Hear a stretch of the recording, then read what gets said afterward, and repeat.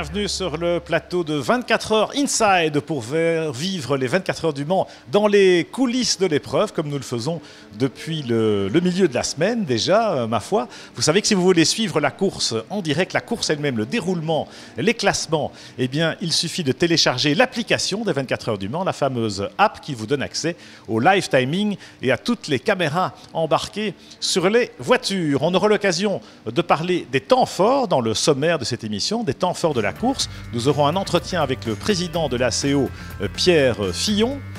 Les temps forts de la course que nous évoquerons avec Pascal Coisenon, le patron de Michelin Compétition. Un peu d'histoire aussi avec les grandes courbes du circuit de la Sarthe. Et puis donc les temps forts de la course à un peu moins de 4 heures de l'arrivée. Mais nous accueillons en plateau ce matin le député de la Sarthe, Dominique Leménaire. Bonjour. Bonjour. Vous êtes aussi président du conseil départemental, je crois. Alors le Mans, évidemment, existe, la notoriété du Mans existe d'abord à travers cette formidable épreuve de 24 heures. On le ressent particulièrement ce week-end avec la grande foule. On peut dire que c'est la Mecque de l'endurance en quelque sorte. Alors c'est vrai que c'est une longue histoire d'amour avec l'automobile, mais c'est évidemment aussi une très grande fête populaire. Une course d'endurance mondialement connue, mais qui garde cette caractéristique d'avoir un large public, puisque c'est plus de 260 000 spectateurs qui sont chaque année présents au rendez-vous. Et donc ça reste une grande fête de l'automobile, du sport automobile, de tous les amateurs, de tous les passionnés de l'automobile. Alors ça mobilise évidemment énormément d'énergie dans tout le département et même au-delà. Pour recevoir 250 000 de spectateurs, il faut anticiper, je suppose, et mobiliser les forces vives de la région. Alors vous avez raison, c'est une vraie course dans la course toute l'année, puisqu'il faut préparer les conditions de cet accueil, il faut organiser les choses très longtemps à l'avance, mais aussi avoir un circuit qui reste au plus élevé de sa catégorie, donc à avoir des investissements. C'est la raison pour laquelle les collectivités locales, la ville du Mans, le département, la région, se sont associés pour créer un syndicat mixte en faveur du développement du circuit et donc de tenir compte de cet impératif de réussir une compétition là aussi pour avoir le meilleur circuit. Voilà, c'est de l'investissement public, mais évidemment, les retombées économiques d'un événement de cette ampleur sont incalculables presque. Alors, on a essayé de les calculer, mais vous avez raison, elles sont sûrement plus importantes qu'on l'imagine. Aujourd'hui, une dernière étude qui vient d'être publiée dit qu'il y a plus de 110 millions d'euros de retombées d'investissement. Pour vous donner un ordre de comparaison, c'est la moitié de Roland-Garros, donc ça veut dire que cette course a effectivement un impact économique non négligeable. Mais à côté de cet impact direct, il y a évidemment tout ce qui concerne le développement, la recherche automobile. Le Mans est un laboratoire technologique pour les véhicules, pour la voiture de compétition, mais derrière les applications pour la voiture de Monsieur Tout-le-Monde. Et donc évidemment, on est très heureux et très fiers d'être dans cette aventure technologique et sportive. Énormément d'entreprises d'ailleurs gravitent autour de ce secteur d'activité de l'automobile sportive, de la course automobile, mais aussi des incentives, le circuit tourne toute l'année. On a notamment vu le nouveau centre Porsche Experience Driving qui a été inauguré, qui est un très beau bâtiment. Alors ça représente effectivement beaucoup d'investissements, mais aussi beaucoup d'investissements humains. Je vous propose d'écouter les nombreux bénévoles qui participent à la grande fête des 24 heures du Mans. Les 24 heures du Mans est une course mondialement connue. On est parti à la rencontre des gens qui font vibrer cet événement. Qu'est-ce que vous faites ici aux 24 heures du Mans? Alors je suis au contrôle et à l'accueil, voyez-vous, du parking 12. Actuellement, je contrôle la sortie des véhicules de secours. Quel est votre rôle ici aux 24 heures du Mans? Moi, mon rôle, en fait, c'est de filtrer les entrées des voitures et puis les piétons, les accès piétons. Alors moi, je contrôle les entrées et sorties de la tribune T34 qui se trouve au-dessus des stands. Alors j'imagine que c'est votre job d'habitude, c'est votre travail d'habitude? Non, je suis étudiante, donc je viens à la queue pendant les 24 heures. Alors pourquoi vous avez accepté de travailler? C'est un peu exceptionnel et puis raconter ça aux gens, ça fait toujours un petit effet de dire qu'on a travaillé aux 24 heures. C'est pour la première fois que vous travaillez ici? Non, c'est 7e année. 7e année. Et vous trouvez comment les gens qui fréquentent les 24 heures du Mans? Ouais, ils sont gentils, il n'y a pas de problème, ça se passe bien. Moi, mon papa est commissaire. Et du coup, j'avais aussi envie de vivre la folie du Mans, donc pourquoi pas être contrôleur. Et pourquoi pas, absolument. Alors c'est la première fois que vous travaillez ici? Moi c'est la première fois, c'est le premier jour que je travaille. Puis j'ai connu ça par une amie qui m'a dit pourquoi pas venir travailler vu qu'elle y travaille elle. puis je dis bah oui, c'est une expérience à vivre, je vis au Mans, donc pourquoi pas découvrir le monde de l'automobile. C'est le plaisir. C'est le plaisir.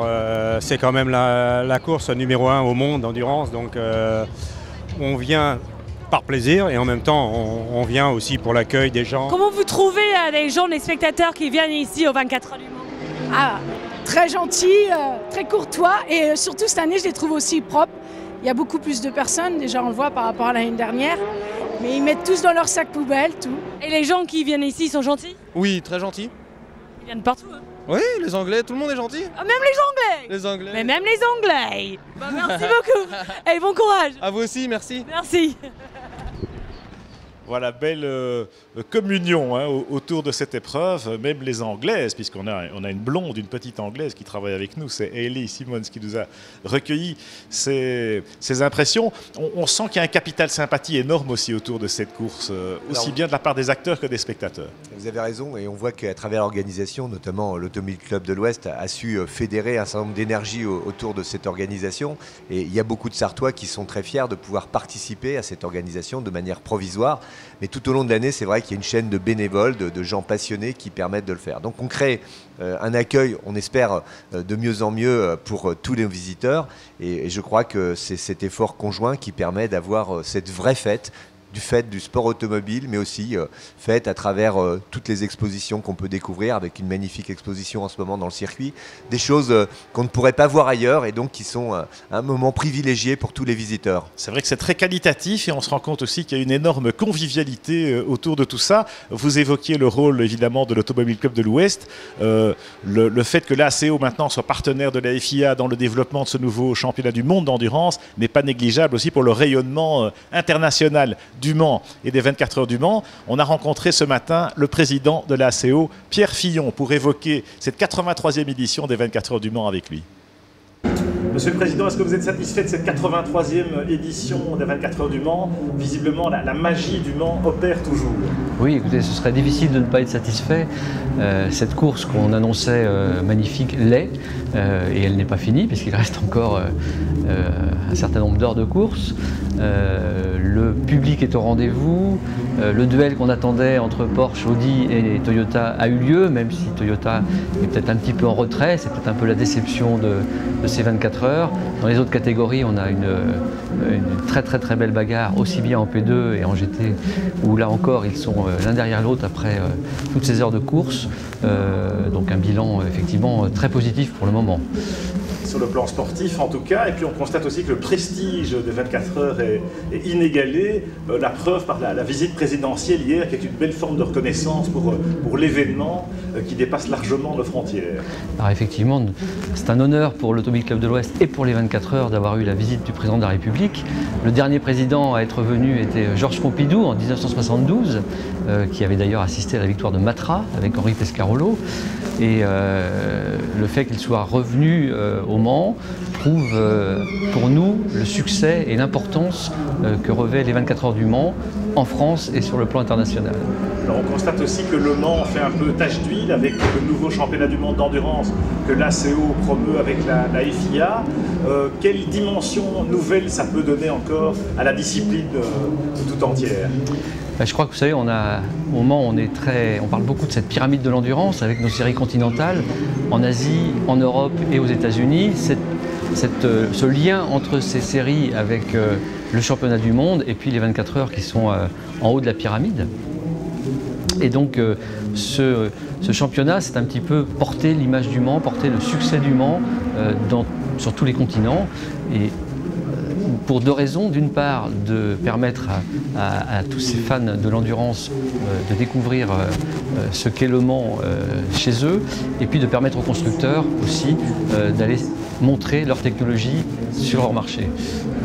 Voilà un président satisfait, on le serait à moins, monsieur le député. Alors vous parliez de ce syndicat d'économie mixte, précisément pour entretenir l'outil, parce que le circuit de la Sarthe, c'est le joyau, évidemment, dans lequel peut briller l'événement des 24 heures du Mans. Parlez-nous des développements futurs, notamment pour 2016. Alors, à l'image de la compétition, de la course d'endurance, qu'il s'agit de se dépasser, de faire toujours mieux. Et donc aujourd'hui, on a entrepris un certain nombre de travaux d'investissement pour améliorer un certain nombre de secteurs du circuit qui peuvent encore encore l'être. Et puis, évidemment, permettre l'extension. On a parlé de l'extension d'un certain nombre de tribunes et de garages pour ces tribunes. Donc, on est...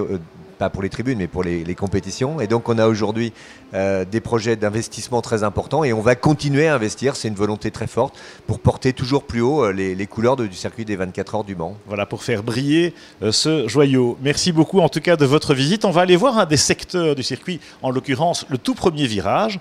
On va le visiter avec notre envoyé spécial. Vous allez voir, elle est très spéciale. C'est Victoria qui est allée enjamber la passerelle Dunlop dans le premier virage du Mans.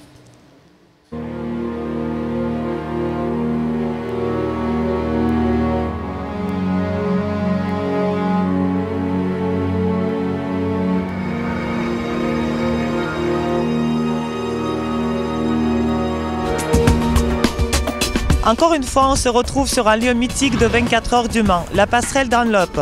Dès la première édition, le fabricant de pneus a fait construire cette passerelle pour permettre aux spectateurs de traverser la piste.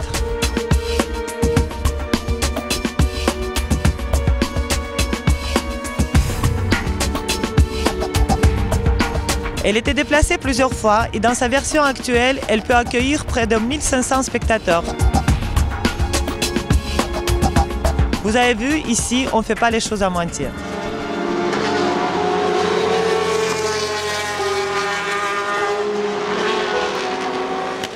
Pas les choses à moitié, c'est une spécialiste qui nous en parle. En tout cas, cette passerelle, c'est vrai que c'est un des symboles du circuit de la Sarthe. Merci de votre visite, monsieur le député Le Mener. Et nous allons poursuivre cette émission en deuxième partie avec les temps forts de la course elle-même et d'autres visites dans les coulisses des 24 heures du Mans. Tout de suite, une petite pause et on revient.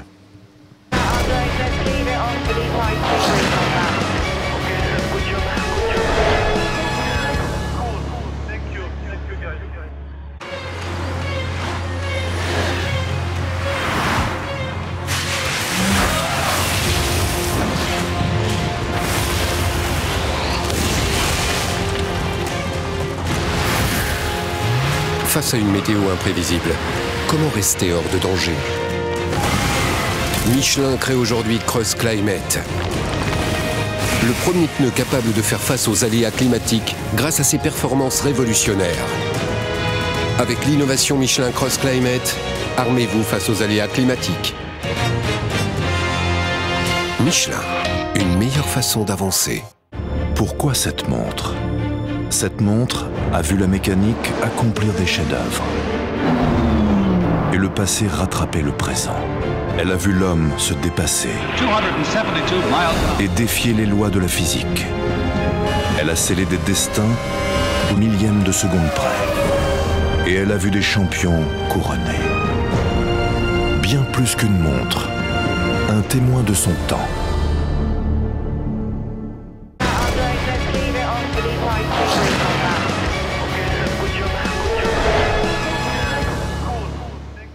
Retour sur le plateau de 24 heures Inside, votre web télé pour suivre les 24 heures du Mans dans les coulisses de l'événement. Vous savez que pour suivre la course en direct, eh bien, on vous renvoie vers l'application des 24 heures du Mans, l'app pour suivre les classements et la course telle qu'elle se déroule minute par minute. Et il reste encore un peu moins de 4 heures de course, mais on va quand même faire le point en vous montrant les images des 2 ou 3 dernières heures et faire le point aussi du classement à ce stade de la course à un peu moins de 4 heures de l'arrivée.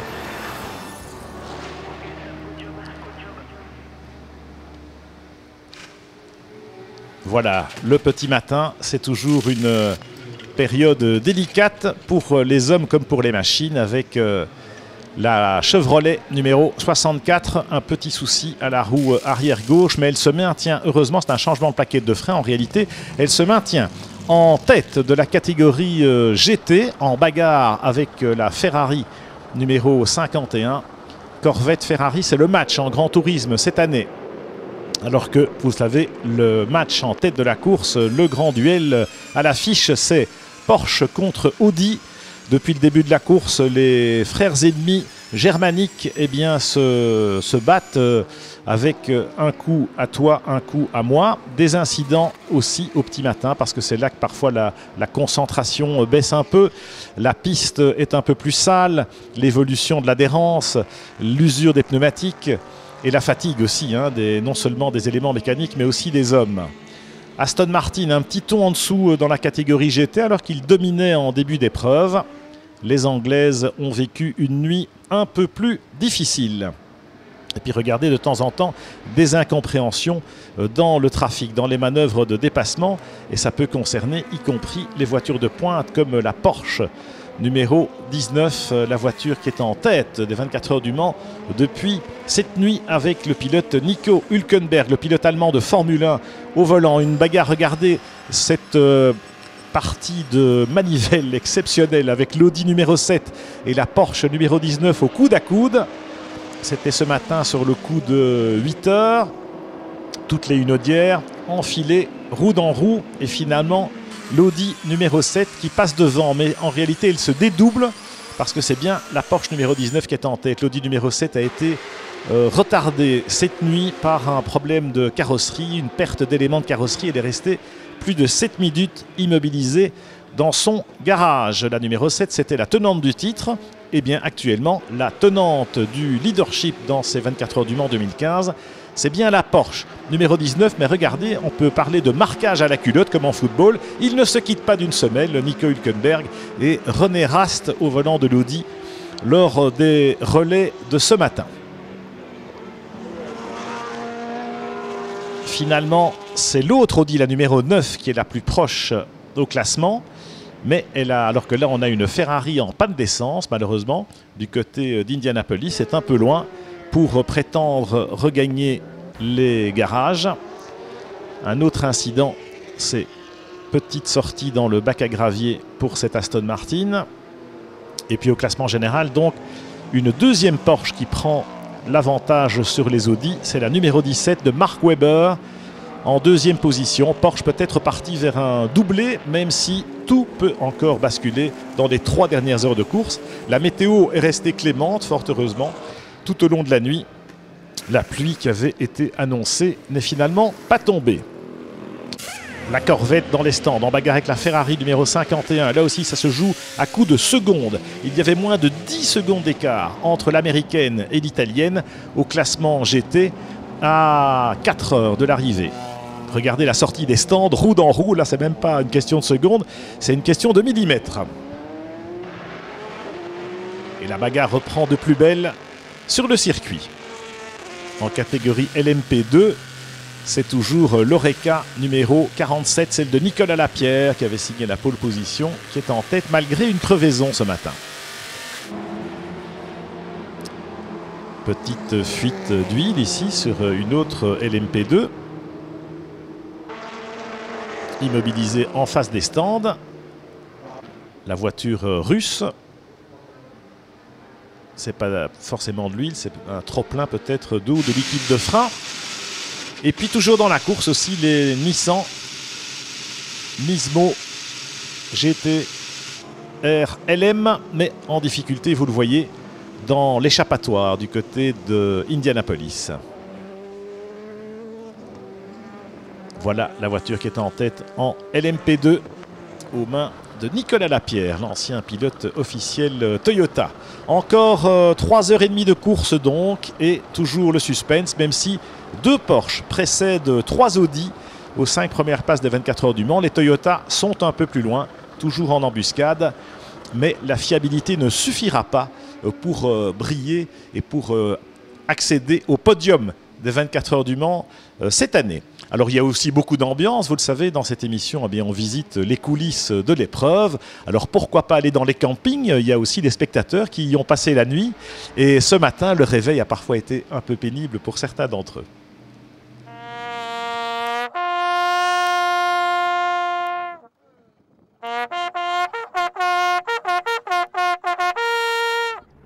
Il est 8 h du matin et la course bat son plein. L'occasion de partir à la rencontre des spectateurs qui se réveillent tout doucement dans un camping.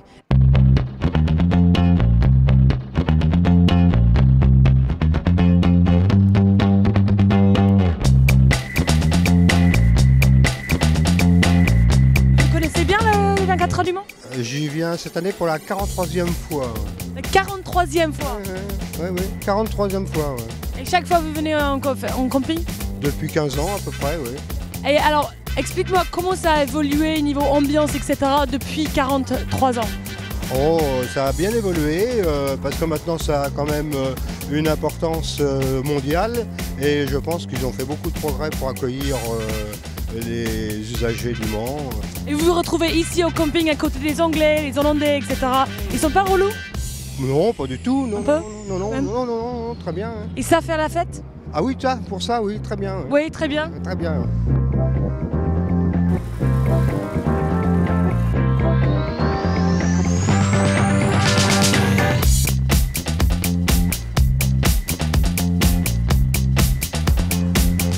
On est trois, tous les ans on vient depuis 1981 jusqu'à maintenant. Et si on adore la course et tout. Là on est un peu cassé mais on va y aller. Et vous êtes couché à quelle heure? 3 heures. 3 heures. Ah bah, vous avez un petit 5 heures de sommeil, ça va? Ouais, c'est bien.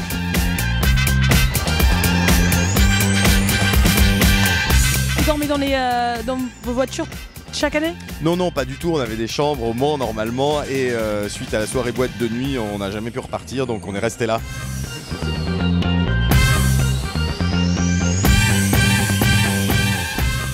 Voilà, l'ambiance est aussi dans les campings et dans les parkings, parce que vous avez vu, il y a des voitures très originales.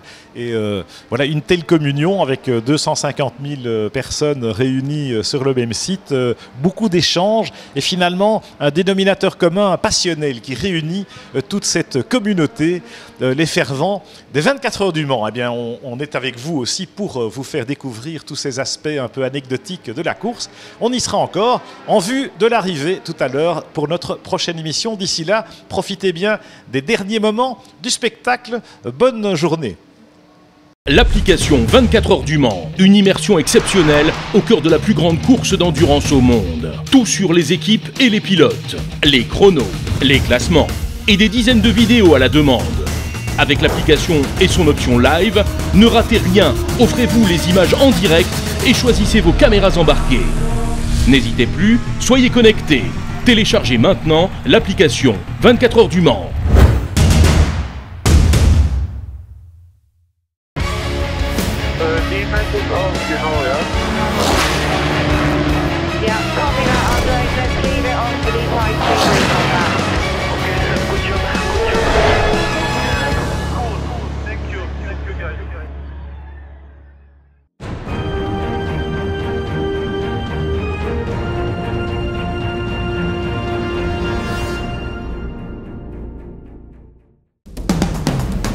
Les 24 heures du Mans comme vous ne les avez jamais vues. 24 heures Inside est la chaîne de l'événement. Pénétrez le cœur de la plus grande course d'endurance au monde. Découvrez les coulisses et les histoires qui font la légende. Rencontrez les acteurs et les fans. 24 heures Inside parce que l'événement est aussi autour de la piste. Le journal des 24 heures sur vos tablettes, téléphones et ordinateurs.